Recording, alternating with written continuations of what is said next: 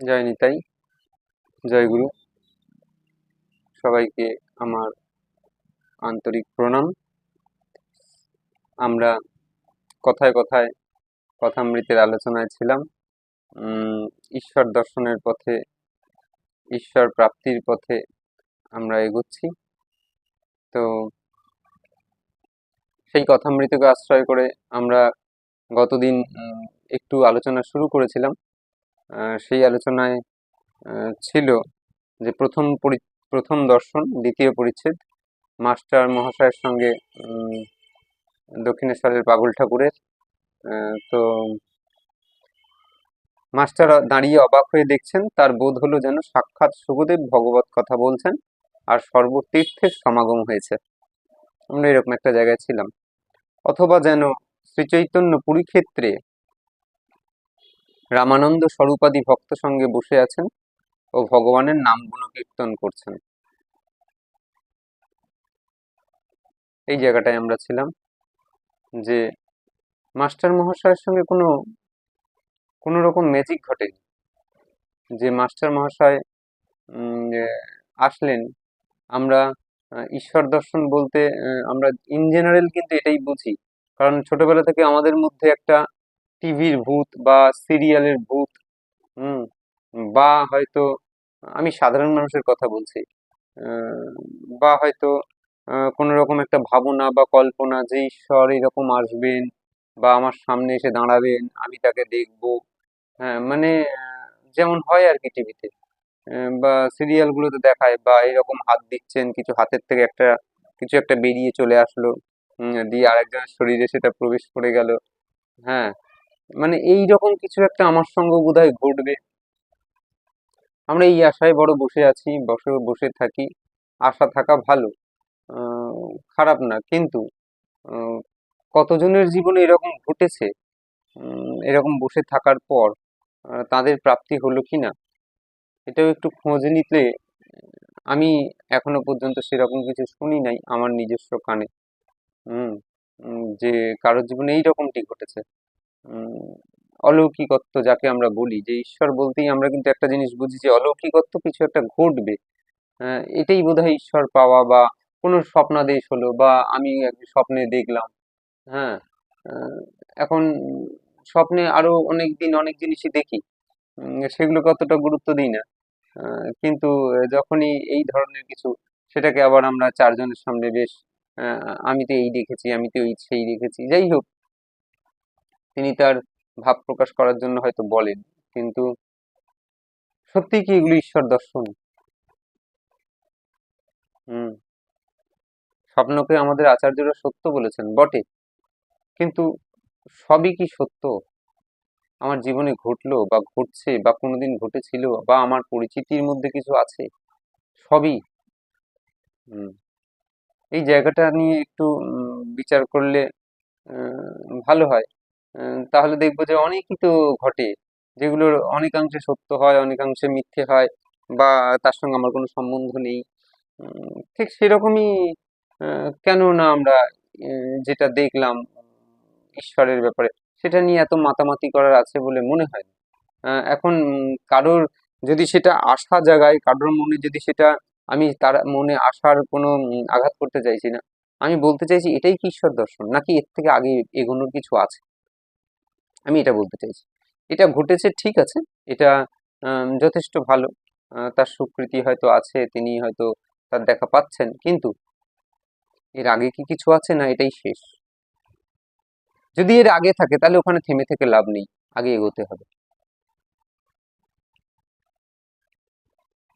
হুম তাই আমরা কিন্তু একটা ঈশ্বর দর্শন বলতে বা ঈশ্বরের সঙ্গে সাক্ষাৎ বলতে একটা অলৌকিকত্ব বুঝি। আমরা আলোচনার পরিপ্রেক্ষিতে দেখছি মাস্টার মশাই প্রথম দিন গেছেন, গিয়ে কিন্তু একটা অবাক দৃষ্টিতে দেখছেন যে সর্বতীর্থের সমাগম হয়েছে। তীর্থ কেন আমি আগের দিন বলেছি যে তীর্থ কোথাও নরণচরণ করে না, এক জায়গায় ফিক্সড বসে থাকে।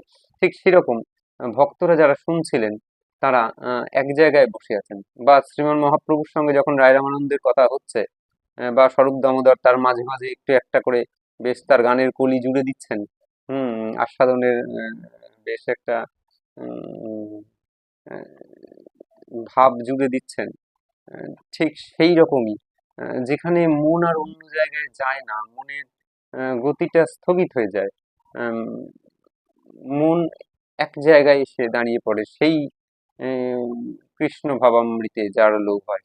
হুম।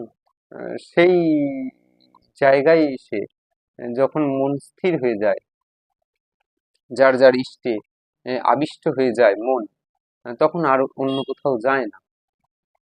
এই রকমই যখন মাস্টার ঢুকলেন তখন দেখলেন ঠাকুরের সামনে যারা বসে আছেন তারা এরকম হতবাক চিত্তে শুনছেন, হতবাক চিত্তে শুনছেন। মাস্টার তখন দেখে অবাক হয়ে গেলেন, এরকম তো কোথাও দেখি না, সাধারণত তো মন এত স্থির হয় না। তাহলে এইরকম ছেলেগুলোর বয়স কারোর 12, 14, 16, 18, 19, 20, 21, 22, 23, এই ঠিক আহ, মোটামুটি এই ধরনের ছেলেগুলোই তো বেশি ছিল। এখন এরা যারা এসেছিলেন ঠাকুরের কাছে, তাদের মধ্যে এমন কি সংস্কার ছিল, হুম, যে সংস্কারের বশে তারা এত কম বয়সে চলে আসলো। সেই কম বয়সে এসে তারা ঠাকুরের কাছে আশ্রয়, ওই রকম একটা 50 বছরের লোকের কাছে একটা বসে থেকে কি পাবে সে? একটা মানে কি বলবো, বয়স্ক লোক, সেই বয়স্ক লোকের কাছে বসে থেকে নিজের ঘরে দাদু ঠাকমা তো থাকেন, তারাও তো বয়স্ক, তাদের কাছে বসে থেকে কোনো সুখ পাওয়া যায় সেরকম? সত্যি কি পাওয়া যায়? ছেলেপুলে তো যেতেই চায় না।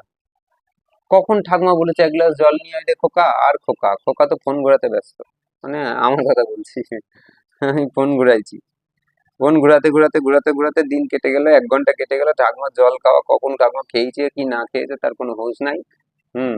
ওই ঘুরিয়েই যাচ্ছি, কি ঘুরাচ্ছি তারও মাথা মুন্ডু নাই, আর কি দেখছি তারও মাথা মুন্ডু নাই, ঘুরাচ্ছি আর কি। হ্যাঁ। ট্রেনে বাসে হদ্দম তো যেতে আসতে হয়। দেখি তো, খালি ঘুরাচ্ছি আমরা, আমরা ঘুরিয়েই যাচ্ছি। হ্যাঁ। এখন ওই যে ঠাকুমা বলেছে কোনো হোশ নাই তো, তাহলে নিজের ঘরের একটা বুড়ো বুড়ি সেই বলছে, তা ঠিক ঠাকুরও তো সেই রকমই একটা বয়স্ক লোক, হয়তো ঈশ্বর প্রাপ্ত ব্যক্তি, কিন্তু হয়তো বলা ভুল, ঈশ্বর প্রাপ্ত ব্যক্তি, কিন্তু তার কাছে এই ছেলেগুলো ছোকরাগুলো গিয়ে কি আনন্দ পাচ্ছে, এটাই মাস্টার অবাক। যে মাস্টার দেখছেন যে কি অবস্থা, এইরকম একটা বয়স্ক লোকের কাছে এই ছেলেগুলো কি পাচ্ছে এমন যে হা করে শুনছে। আর পরিবেশটা এত সুন্দর, এত মনোরম হয়েছে যে মাস্টার গেটে হট করে গিয়ে উঠেছেন, কারোর সেদিকে নজর নাই, সব একদম স্তম্ভিত হয়ে শুনছেন। মাস্টার এই জায়গাটাতে আরো বেশি হতবাক হয়ে গেছেন যে মাস্টার দাঁড়িয়ে অবাক হয়ে দেখছেন, তার বোধ হলো যেন সাক্ষাৎ সুখদেব গোস্বামী ভাগবত কথা বলছেন। আর সব তীর্থের সমাগম হয়েছে, এক একটা তীর্থে এসে বসে বসে যেন একদম নট নরণচরণ, কোনো দিকে নড়ছে না, চুপচাপ যেন সেই তীর্থের মতন এক একজন বসে আছে। তাহলে রূপকে আশ্রয়, তাই না? আহ, বুঝে নিতে হবে তীর্থ এখানে কোথায়, বুঝে নিতে হবে। সর্বতীর্থের সমাগম হয়েছে, কিরকমটা জানেন? এখন তো রথ চলছে, রথের মরশুম। এই পাঠ যে শুনছে, ঠাকুর যে কথা বলছেন, আর শ্রোতারা যে অবিচল চিত্তে, হ্যাঁ, মানে একদম কোনো চিত্ত চাঞ্চল্যের ব্যাপার নেই, সুন্দর একদম এক স্থির ভাবে পাঠ শুনছেন, এরম ভাবে শুনলে কি হয়, একেই বলে শ্রোতা।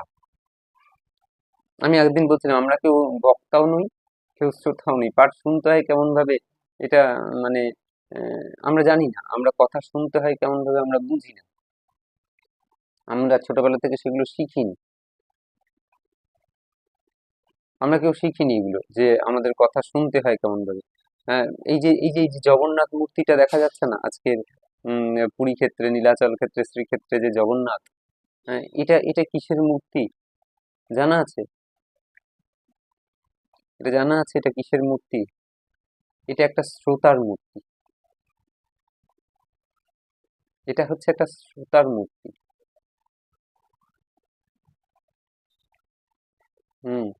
আম, ভাবতেও অবাক লাগে যে একজন শ্রোতা কতখানি মনোনিবেশ পূর্বক শুনলে, হ্যাঁ, তার আকর্ষণ কতটা গাঢ় হলে, তার আবিষ্টতা কতটা প্রগাঢ় হলে এইরকম একটা দশা হয়, ওই মূর্তিটা ওই রকম দশা, একটা অনার্যদের মূর্তি, কিম্ভূত কিমাকার মূর্তি, এরকম চোখগুলো ছানা বড়া বেশ দেখতে লাগে।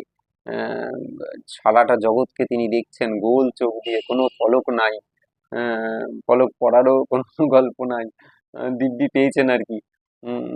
মানে দিব্যি দেখছেন আর কি, বেশ দেখছেন সারা জগৎকে, জগতের নাথ হয়ে।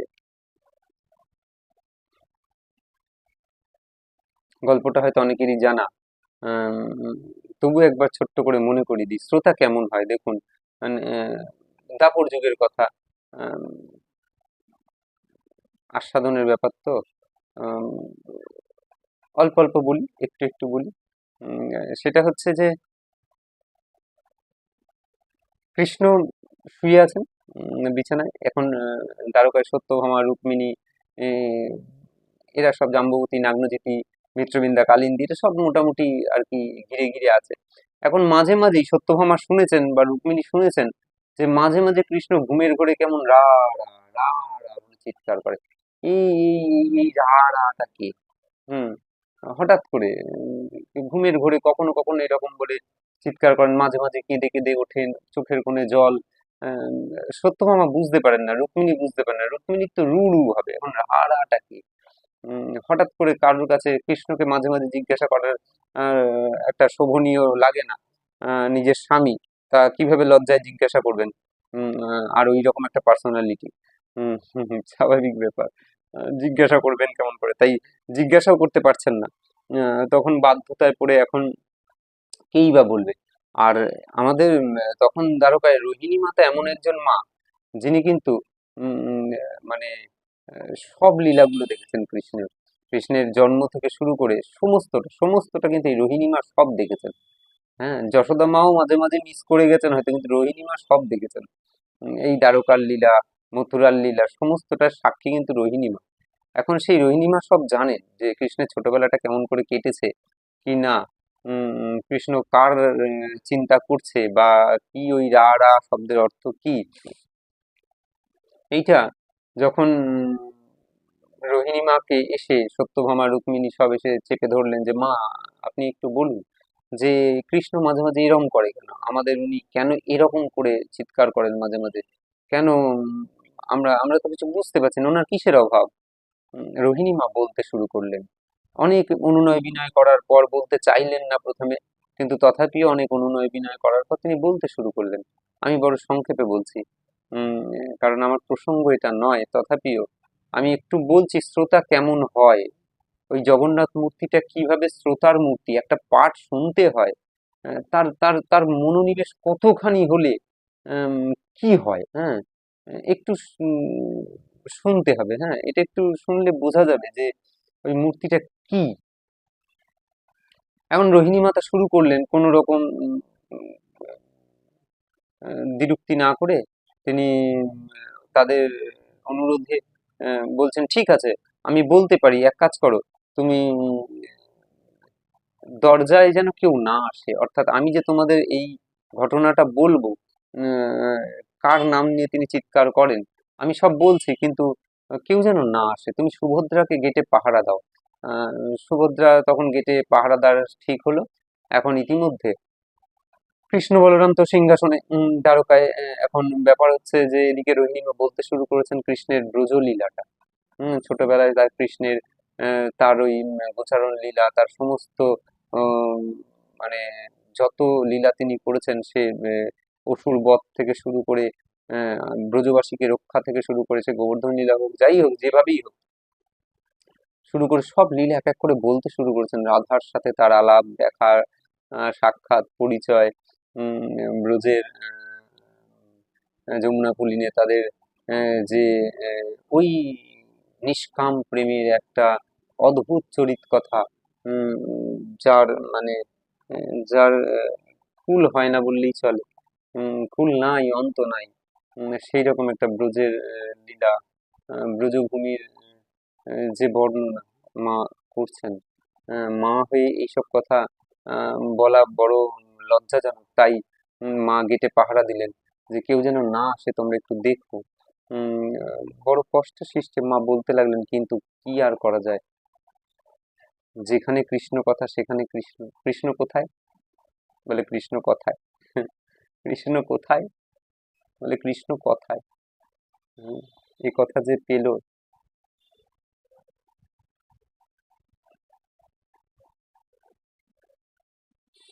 তার জীবন চলে গেল। এই কথা যে পেয়ে গেল, দিবারাত্র যে এই কথাতে স্নান করতে পারে, তার জীবন চলে গেল। কৃষ্ণ কথায়, আবার কোন কথায়? তার স্বর্গ লীলার কথায় না। জীবন চলে গেল মানে কি বলতে চাইলাম?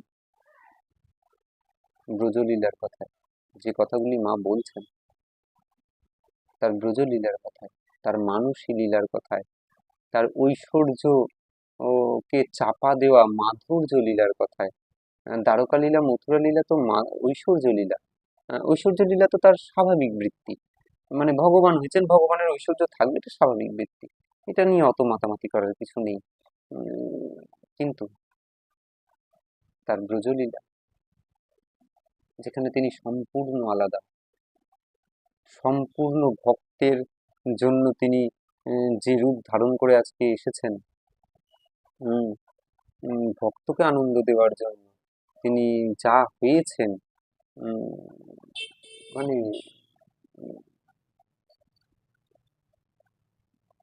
বলা যাবে না। অর্জুনের রথের ড্রাইভার, রথের ড্রাইভার। জানি এটা ব্রজলীলা না, কিন্তু কি করবে?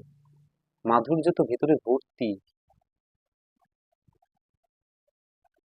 মাঝে মাঝে চুইয়ে তো পড়বে, কিছু তো করার নাই। পরিবেশের গুণে রস প্রকাশ পায়। যেখানে মাধুর্য, সেখানে মাধুর্যের প্রাকট্য, তার প্রাবল্য বেশি। যেখানে ঐশ্বর্য, সেখানে ঐশ্বর্যের প্রকাশ বেশি। যে যেমন চাইবে, তার ভেতর থেকে সেটা ঝরে পড়বে। হম কেউ ভালোবাসতে চাইলে তাকে ভালোবাসা দেবে, কেউ নিয়ম চাইলে তাকে নিয়ম দেবে। তোমার উপর নির্ভর করছে তুমি কি চাও তার কাছ থেকে। তিনি তো পূর্ণ, তিনি তো পূর্ণতম, তিনি তো পূর্ণমিদম পূর্ণাৎ পূর্ণমদুচ্যতে। হম পূর্ণস্য পূর্ণমাদায় পূর্ণমেবাবশিষ্যতে। তার তো শূন্য নেই, সব পূর্ণ। কোনটা নাই তার কাছে? ঐশ্বর্য, বীর্য, যশ, শ্রী, জ্ঞান, বৈরাগ্য, কি নাই? সবই তো আছে। ঐশ্বর্যস্য সমগ্রস্য বীর্যস্য যশস্য, সবই আছে।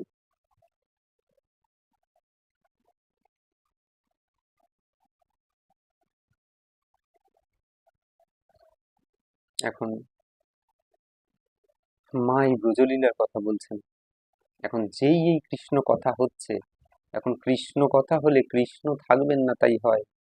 ব্রজের যেখানে দ্বারকার যেখানে ছিলেন, দাদাকে নিয়ে শুনতে পেয়ে গেলেন, দাদা মন টিকছে না,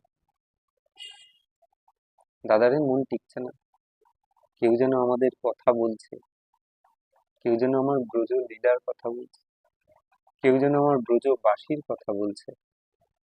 চ না দাদা, মন টিকছে না। কে ব্রজলীলার কথা শুরু করলো এই মুহূর্তে, এমন ঐশ্বর্যের জায়গায়? এখানে তো মাধুর্যের কথা বলার লোক নেই রে দাদা। বলরাম বড় সহৃদয় হয়ে কৃষ্ণকে বললেন, সব যাই। আসলেন, যত আসছেন তত কানের শব্দ যেন আরো গভীর থেকে গভীরতর হচ্ছে, আরো গভীর থেকে গভীরতর হচ্ছে।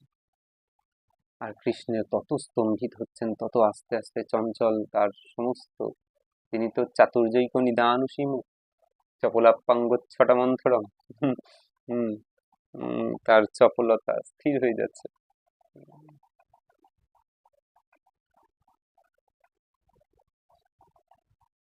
মোর রূপে আকর্ষিত হয় ত্রিভুবন। কৃষ্ণ বলছেন, আমার রূপে ত্রিভুবন আকর্ষিত, আর রাধার দর্শনে মোর জুড়াই নয়। ব্রজবাসী এমন, তার কথা মনে পড়লে, তাদের কথা মনে পড়লে, তাদের সেই আদরের কথা, সেই ভালোবাসার কথা মনে পড়লে আর যেন সেই ঐশ্বর্যের দিকে মন যায় না, চঞ্চলতা থেমে যায়। হুম থেমে যায়। কৃষ্ণ হয়ে যাচ্ছেন, দাদা তাড়াতাড়ি চলো, দাদা তাড়াতাড়ি চলো। পাচ্ছে না কথা শেষ হয়ে যায়, পাচ্ছে না কথা শেষ হয়ে যায়। তিনি ছুটছেন আস্তে আস্তে, ঠিক ওই যেখানে সুভদ্রা দাঁড়িয়েছিল, ঠিক কখন যে পিছনে এসে দাঁড়িয়ে পড়েছেন সুভদ্রাও। ওই এক মনে সেই প্রাণে ব্রজলীলার কথা হচ্ছে, এক মন প্রাণে সেই কথা শুনে যাচ্ছেন। সুভদ্রারও খেয়াল নাই, দাদা পেছনে চলে এসেছে। ওদিকে বলরাম, কৃষ্ণ দুইজনই পাশে দাঁড়িয়ে রয়েছেন, মাঝখানে সুভদ্রা ওই অবস্থায় দাঁড়িয়ে রয়েছেন। এখন তিনজনের ব্রজলীলা যত এগিয়ে যাচ্ছে, রোহিণী মায়ের মুখ থেকে যত ব্রজলীলার কথা এগিয়ে যাচ্ছে, ব্রজ গোপীরা দাস্য প্রেম, সখ্য প্রেম, বাৎসল্য প্রেম, মধু প্রেম, পরপর পরপর শেষ পর্যন্ত শৃঙ্গার রসে যখন একদম মানে মূর্তিমন্ত হয়ে দেখা দিয়েছেন, রথা যখন খুব এগিয়ে গিয়েছে কৃষ্ণের, আর ওই ওই একভাবে শুনতে শুনতে ওই মনোনিবেশ হতে হতে কি হয় একটা শ্রোতার। এখন তো কৃষ্ণ শ্রোতা, এখন তো কৃষ্ণ বক্তা নয়, বক্তা তো রোহিণী মা। আর সেই ব্রজলীলার কথা শুনছেন, আমার ব্রজবাসীর কথা শুনছেন, আমার বড় আদরের জন, আমার বড় বড় আপনার জন, আমার বড় কাছের জন, আমার বড় প্রাণের জন, আমার বড় মনের মানুষ, তারা সেই তাদের কথা যখন শুনছেন এক এক এক করে কৃষ্ণের সর্বাঙ্গ সেই যেন শুনে শুধু যে নয়ন থেকে অশ্রু পড়ছে তা না, সর্ব অঙ্গ থেকে প্রত্যেকটা রোমকূপ থেকে অশ্রু নির্গত হচ্ছে, সমস্ত রোমকূপ থেকে জল ঘর্ম আকারে নির্গত হচ্ছে। তার স্বেদ অশ্রু প্রলয় কম্প, যে অষ্টসাত্ত্বিক বিকার, সেই অষ্টসাত্ত্বিক বিকার তিনি বিকারিত হয়ে উঠেছেন, এবং সেই বিকারিত হতে হতে হতে হতে হতে হতে তার অঙ্গগুলো যেন সেই রকম সেই ছানা বড়ার মতন হয়ে যাচ্ছে, চোখ ভেতরে ঢুকে যাচ্ছে, সেই বড় বড় হয়ে যাচ্ছে, বিস্ফারিত নয়ন হয়ে গেল, সমস্ত হাত যেন অঙ্গগুলো শিথিল হয়ে যাচ্ছে, অঙ্গগুলো যেন সেই ল্যাক প্যাক করছে, দুটো হাড়ের মাঝখানে যে সন্ধি, সেই সন্ধি নেই, সন্ধি যেন খুলে গেছে। হাতগুলো যদি এই সন্ধিটা খুলে যায় কি হবে, হাতগুলো ল্যাকপ্যাক করবে, ঠিক ওই রকম ছোট হয়ে যাচ্ছে, যেমন ওই মানুষের শীত করলে কিরকম একটা বেশ অঙ্গ সব গুটিয়ে আসে, কুর্ম আকার হয়ে যায়, ঠিক ওই রকম একটা সব অঙ্গ ছোট হয়ে যাচ্ছে, এই রকম একটা বিকৃত অঙ্গ, তার বিকৃত রূপ তৈরি হয়ে গেল। বলরাম, সুভদ্রা, কৃষ্ণের যত আসছে, যত কথা আসছে, তত যেন তাদের সেই বিকৃত রূপ আরো বেড়ে চলেছে, আস্তে আস্তে গলতে শুরু করেছে সেই দেহ। প্রেমের তাপ, প্রেমের উত্তাপ কতখানি হতে পারে, আর এত মন দিয়ে শ্রোতার মধ্যে সেই প্রেম কতখানি জাগলে তার ভেতরটা সেই রকম গলতে আরম্ভ করে দেয়। সেইটা সেই বিগলিত বিগ্রহ, সেই শ্রোতার বিগ্রহ, সেই হচ্ছে জগন্নাথ বলদেব সুভদ্রা। নারদ আসলেন, নারদ আসলেন, নারদ পেছন থেকে এসে দেখছেন ভগবানের একই দশা হয়েছে, ভগবানের একই দশা হয়েছে। নারদ আটকাতে পারছেন না, নারদ নিজেকে, মাকে থামাবেন সেই শব্দ নারদের নাই, কারণ পাঠে ব্যাঘাত দিতে পারছেন না, কথা চলছে, কথায় ব্যাঘাত দিতে পারছেন না। ওদিকে ভগবানের এই দশা, তিনি ভগবানকে দূর থেকে এসে হাত দিলেন ভগবান, প্রভু এ তোমার কি দশা হলো। সঙ্গে সঙ্গে স্তম্ভিত ফিরে পেলেন কৃষ্ণ, বলরাম, সুভদ্রা। নারদ বলল, না না না না না, যেমন আছো থাকো, যেমন আছো থাকো, এই যে অদ্ভুত রূপ দেখলাম, তোমার কাছে একটা নিবেদন রাখবো। বলো নারদ। না, তুমি যে যে মূর্তিতে আমাকে দেখা দিলে, তুমি যে মূর্তিতে আমাকে দেখা দিলে, বলো, বলো, এই মূর্তি তো জগৎবাসী দেখতে পেল না। সাধু হৃদয় তো, নারদ তো সাধু, সাধু হৃদয় সহজে বিগলিত হয়ে যায়,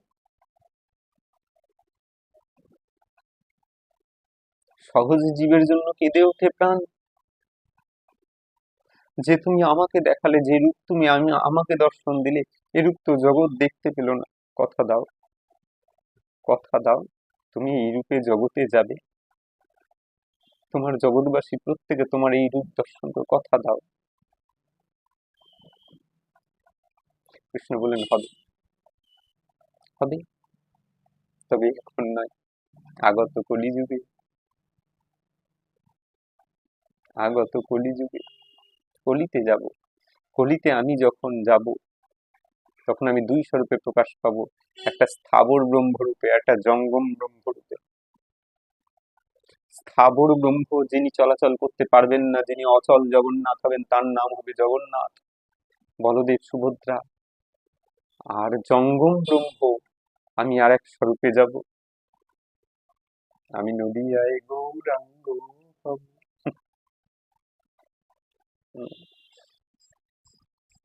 এই ব্রজের প্রেম বিলাপ নদীবাসীর দ্বারে দ্বারে, আমি নদিয়ায় গৌরাঙ্গ হব, যথা জঙ্গম ব্রহ্ম, সচল অচল অচল সচল। বাবাজি মহারাজ কলম দিয়েছেন।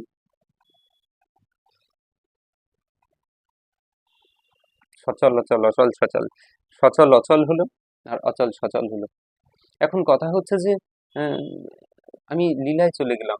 প্রসঙ্গটা হচ্ছে এই যে জগন্নাথ বলদেব সুভদ্রা যেটা হলো, এটা কার রূপ? কৃষ্ণেরই তো রূপ। এটা কি এটা শ্রোতার রূপ নয়? পাঠ শুনতে শুনতে রোহিণী মায়ের শ্রীমুখ থেকে নিঃসৃত যে পাঠ, যে কৃষ্ণ কথা, সেই কৃষ্ণ কথা শুনতে শুনতে একটা শ্রোতার কি দশা হয়, একটা শ্রোতার হৃদয় কেমন ভাবে বিগলিত হয়, তার মধ্যে কতখানি উত্তাপ আসলে সেটা গলে যায়, তার রূপ কি নয়? তাহলে পাঠ কিভাবে শুনতে হয়, পাঠের আসরে কেমন করে যেয়ে বসতে হয়, আমরা শিখেছি। মন আমাদের চঞ্চল বলে।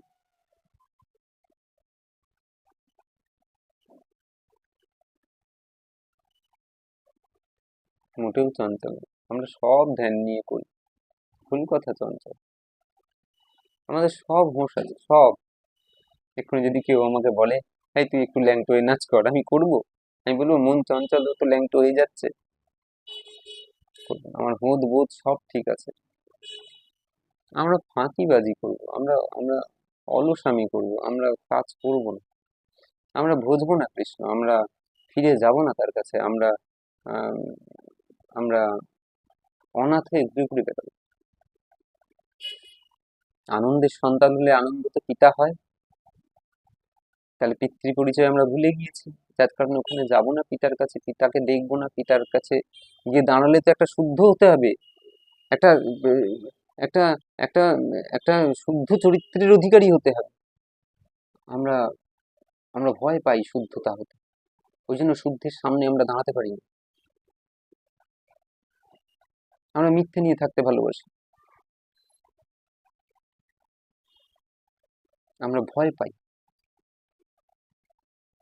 একদম ভয় পাই। ভয় পাই বলি তো আমরা এত মিথ্যে কথা বলি কেন? সাহস নিয়ে মিথ্যে কথা বলি, কিন্তু সাহস নিয়ে সত্যি কথা বলতে পারি না, সত্যের সম্মুখীন হতে পারছি না।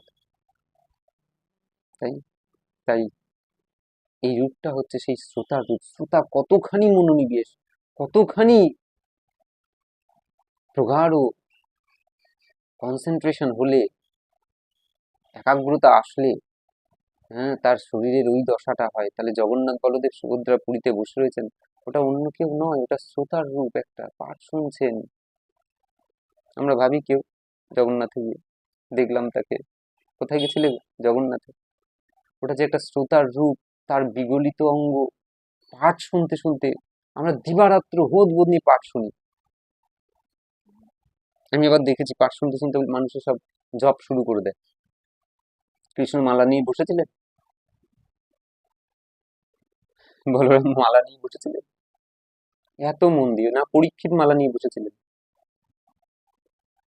আমাদের কোনোটাই হয় না আসলে, না মালা হয়, না পাঠ হয়, কিছুই হয় না। আমরা পাঠটাকে বড় মানে সেই লোপাটের মতন ব্যবহার করে ফেলেছি। আমাদের মন থাকে না পাঠে। ও পাঠক মশাই যা বললেন বললেন, ও পাঠক ও পাঠক না, আমিও শ্রোতা নই, ও চলো হচ্ছে হচ্ছে, এইরকম আমাদের একটা ভাব। পারছি না, হতে পারছি কি? নাহলে ঈশ্বর পেতে দেরি হতো। এগুলো কি ফালতু? পাঠ মালা তিলক এগুলো কি ফালতু? সত্যি কি ফালতু? কিন্তু আমরা ফালতু ভাবে গ্রহণ করে ফেলেছি। আজকে এই বস্তুগুলোর আমাদের কাছে কোনো মূল্য নেই, আমরা যেখানে সেখানে এর ব্যবহার করছি, কোনো মূল্য নেই। আমাদের একটু বোধ নাই যে এগুলো পড়লে এগুলোর একটা আচরণ আছে, সেই আচরণটাই তোমাকে শুদ্ধ হতে হবে আগে। আমাদের এটা নেই। মহাপ্রভু বলেছেন নাম করবে, করো, যা খাইতে শুইতে যথা তথা নাম লয়, বলেছেন বটে, বলেছেন, বলেছেন। দেশকাল নিয়ম নাই, বলেছেন।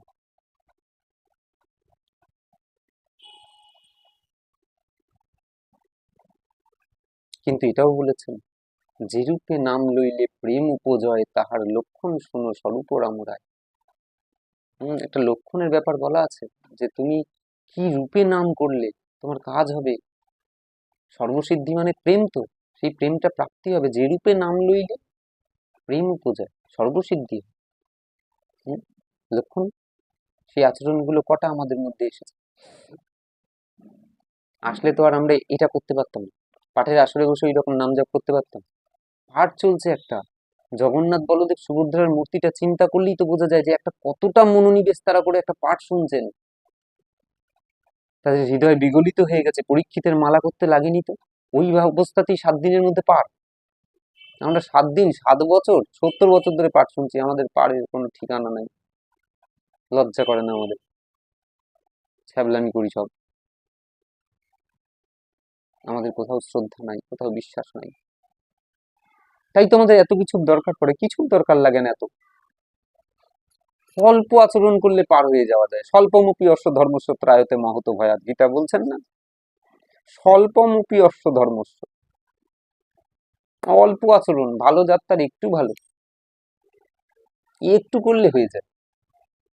এত কিছুর দরকার পড়ে না, আমরা যা করি না, আমাদের এটাও দরকার, ওটাও দরকার, সেটাও দরকার, কিচ্ছুর দরকার পড়ে না। আমার তো ব্যক্তিগত মতে তাই বলে, হতে পারি আমি ভুল। দেখছি তো করতে, দেখছি তো করে, এত কিছু দরকার লাগে না। ঠিক জায়গা যদি পাওয়া যায় না, অল্প একটু হলেই চলে যাওয়া যায়, এত কিচ্ছুর দরকার পড়ে না। তাই জগন্নাথের মূর্তিটা হচ্ছে একটি শ্রোতার মূর্তি, ঠাকুরের কাছে সেই সব শ্রোতাগুলো আজকে বসে রয়েছেন।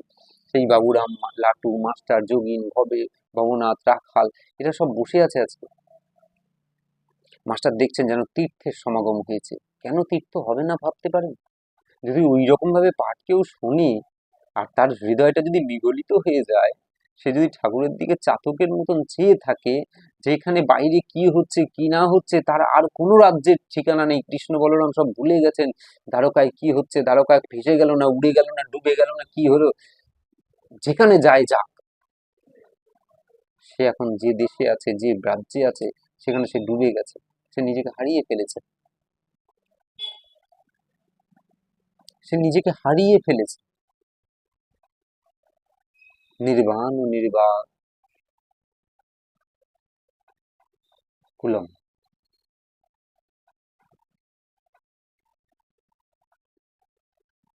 বস্তু প্রস্তুত বেণুনাদ লহরী, নির্বাণ ও নির্বাকুলম। হুম, নিজের ধ্বনি তুলে তিনি নিজেই হারিয়ে গেছেন, ওই কথায় নিজেই হারিয়ে গেছেন, ওই সুরে নিজেই হারিয়ে গেছেন। তিনি আর নিজের মানে স্রষ্টা, তার সৃষ্টির বাঁধনে আজ নিজেকে ভুলে গিয়েছেন। হুম, হুম, হুম, সৃষ্টির বাঁধনে পড়ে হারিয়ে গেছে। এমন স্রষ্টা, এমন ভগবান, সেই ভগবানের কথা নিয়ে আমরা বসেছি, তাকে দেখতে বসেছি। হুম, হুম,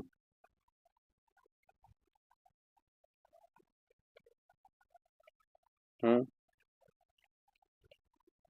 নির্বাণ ও নির্বাণ, নির্বাণ প্রাপ্ত হয়ে যাচ্ছে। যে নির্বাণ করতে গেলে কত বছর, যে কত বছর তাকে সাধন করতে হতো, কেউ এক পায়ে, কেউ নখের ওপর, কেউ পায়ের টোয়ের উপর, কেউ পাতার উপর, কেউ মানে কি যে বলবো, কত কিছু করেছে। আবার সময়টা কারো 10,000 বছর, কারোর 1,00,000 বছর, আমাদের তো কলিযুগের আয়ু 100 বছর, কি করব? কিছু করতে পারবো না, আমাদের হাতে কিছুই নাই, আমরা কিছু করতে পারবো না, আমাদের ক্ষমতাই নাই। তাই তো ব্রজলীলার উদ্ভব, তাই তো রাগ ভক্তির উদ্ভব, তাই তো অনুরাগের প্রেম, তাই তো ব্রজ সেবা। বাহ্য অন্তর ইহা দ্বৈত সাধন, বাহ্যে সাধক দেহে করে শ্রবণ ও কীর্তন। যাকে এগুলো নিয়ে পরে আলোচনা করব। আমি আস্তে আস্তে এগোবো। আমি আজকে আবারও বলছি, সেই যে আগের দিন আমার এগোনো হলো না, আমি সেই জায়গাটাতেই হয়ে গেলাম। সেই মাস্টার এসে অবাক হয়ে দাঁড়িয়ে রয়েছেন, সে দেখছেন সর্বতীর্থের সমাগম হয়েছে। তাই তীর্থ বলতে গিয়ে যে কি করে শ্রোতারা তীর্থ হয়ে গেল, শ্রোতারা কিভাবে তীর্থ হয়ে গেল, ওই শ্রোতারা এমন ভাবে শুনছে যেন ওই জগন্নাথ দেব যেমন ভাবে হয়ে গেছেন, যেমন মূর্তিটা হয়ে গেছে, ওইরকম কিম্ভূত কিমাকার একটা মূর্তি, অনার্যদের মূর্তি দেখলেই বোঝা যায় ঠিক সেই রকম একটা শবরদের ঠাকুর হয়ে তিনি বসে আছেন। তিনি বসে আছেন, তিনি জগৎকে দেখছেন, সেই আজকে শ্রোতারাও সেই রকম হয়ে বসে আছেন। মাস্টার হতবাক যে এরম তো কোথাও দেখি না, কেউ না কেউ তো ঠিক মুখ ঘোরায়, কিন্তু এখানে ছেলেগুলো একটারও তো ওই রকম দশা না, যেন সর্বতীর্থের সমাগম হয়েছে। অথবা উদাহরণটা আরেকটা টেনেছেন যে চৈতন্য কথা বলছেন, শ্রী চৈতন্য কুরুক্ষেত্রে রামানন্দ স্বরূপাদি ভক্ত সঙ্গে বসে নাম গুণকীর্তন করছেন, তাদেরও একই দশা। যখন কারোর এইরকম অন্তর্দশা হয়ে যায়, মন যখন ইষ্টে আবিষ্ট হয়ে যায়, গাঢ় প্রেম হয়ে যায় তার তার তার প্রেমাস্পদের সঙ্গে, তখন এমনই হয়, আর মন যেতে চায় না, আর মন ধরতে চায় না। আমাদের কবে হবে সে দশা? কবে হতে পারবো সেই রকম শ্রোতা? একটা একটা পাঠক হওয়া না খুব সোজা। এই দুটো চারটে কথা বলছি তো, এগুলো এগুলো খুব সোজা, এগুলো নিয়ে অত মাথা ব্যথা করার কিছু নেই, বড় সোজা জিনিস। কিন্তু একটা শ্রোতা হওয়া, আমার জীবনে আমি দেখেছি বড় কষ্ট একটা শ্রোতা হওয়া। এক একটা শ্রোতা মানে এক একজন, মানে তাবড় তাবড় পাঠক। যদি শ্রোতা ঠিক হয়, এক একটা তাবড় তাবড় পাঠক হচ্ছে এক একটা শ্রোতা। আমি আগের দিন প্রশ্নটা রেখেছিলাম যে শিষ্য মাস্টার কি হয়ে গেছেন, শিষ্য হয়ে ওখানে গেলেন নাকি গুরু হয়ে গেলেন? আলোচনা আবার সামনের দিন, আমরা পারলাম না আজকে আলোচনাটা করতে, সময় বেরিয়ে যাচ্ছে, তাই অনেকক্ষণ করে হয়ে যাচ্ছে। আবার সামনের দিন আমরা আসবো এই কথা। জয় নিতাই, জয় গৌর, জয় ঠাকুরমা স্বামীজি। সবার চরণে প্রণতি জানিয়ে আজকে এখানেই পাঠ বিশ্রাম দিলাম। আর আপনাদের সবাইকে বলি একটু কৃপা রাখবেন, একটু আশীর্বাদের হাত রাখবেন মাথায়, আহ, কারণ ওই আশীর্বাদটুকু না হলে বোধহয় এটা এগোনো যাবে না। সর্ব বৈষ্ণবের প্রতি করি নমস্কার, সবে পদধূলি দেহ মস্তকে আমার। জয় গৌর, জয় নিতাই, হরি বল।